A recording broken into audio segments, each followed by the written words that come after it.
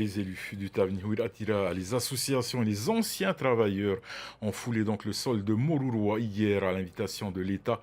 Une démarche de transparence sur la surveillance radiologique et géomécanique des anciens sites d'expérimentation nucléaire, comme nous le montre Esther Parao-Cordette. Il n'y a pas de risque sanitaire d'exposition. Tout est sous contrôle, assure le commissariat à l'énergie atomique à bord du bâtiment Le Bougainville et sur Terre. La mission turbo du CEA surveille les traces de radioactivité et les mouvements de la couronne corallienne des atolls de Moruroa et Fangatofa. Ces mesures montrent que la situation est stable et se situe au niveau zéro de l'échelle des risques. Il y avait eu des études qui vont sortir puisqu'on déclassifie, mais des études avant les essais nucléaires pour s'appuyer sur des choses consolidées. Ils ont gradué les niveaux de risque. Moi, je voulais avoir plus de clarification dessus, par exemple. Et puis aussi pour la composition en fait, des puits. J'ai pas trouvé de correspondance entre les réponses et ce qui était marqué sur les documents. Maintenant,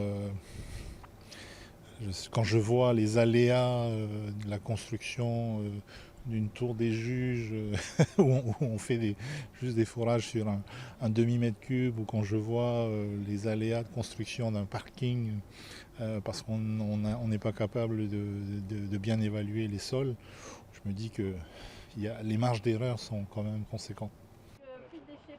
Les élus antinucléaires demeurent dubitatifs. Pour eux, les discours de l'État se suivent et se ressemblent. C'est un moment qui était fort aujourd'hui. Après, de là à dire que j'ai cru tout ce qu'ils ont dit, là, je ne peux pas, parce qu'on a eu des décennies aussi de mensonges, mais je veux y croire en tout cas. Je veux être en marche là pour la réconciliation, parce qu'aujourd'hui, je pense que ça ne sert à rien de continuer à être dans la colère. C'est un devoir en tout cas de rester ici et de surveiller, ne serait-ce que par égard pour les habitants de Touréaïa qui seraient menacés par une vague de 3 mètres s'il y avait une loupe qui se formerait à la surface de l'eau. Mais l'événement marquant de ce déplacement à Moruroa, c'est cet hommage militaire rendu au pied de ce vestige, témoin muet des premiers tirs nucléaires aériens. Les autorités s'inclinent devant la stèle érigée en mémoire d'Albert P. de Bernardet et ses coéquipiers Ratarotoa et Petero Teputhei. Ils ont perdu la vie en 1965 sur le chantier de construction de ce blocos de 60 000 tonnes de béton armé surnommé Denise.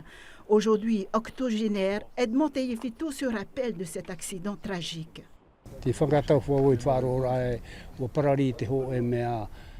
J'étais à Fangataufa lorsque j'ai entendu qu'une explosion a coûté la vie à 3 personnes. Je croyais que c'était mes agents de sécurité, mes amis. On m'a dit que c'était des plongeurs du canal en construction qui partaient d'ici jusqu'à la mer. Ce sont 3 amis qui sont allés.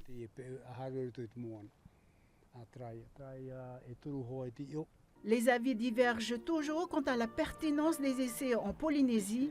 Si l'arme nucléaire française a permis 70 ans de paix, assure le contre-amiral, le monde est toujours en danger. Avec la guerre en Ukraine, le sujet nucléaire est revenu sur le tour de la table et donc ça a bien rappelé à tout le monde que c'est un fait absolument incontournable. Et puis deuxième point, c'est qu'on voit bien avec toute la série qu'il y a depuis 1 an et demi de tirs missiles de la Corée du Nord, ce pays prolifère et donc on a cette menace qui également existe maintenant en Asie d'un pays proliférant en matière nucléaire et qui lui continue à faire des essais. Le fait de disposer de l'arme nucléaire, ça n'empêche pas les incursions des milices, ça n'empêche pas les actions à terre. On l'a vu dans certains conflits, des pays qui étaient dotés de l'arme nucléaire se faire envahir par des troupes à pied.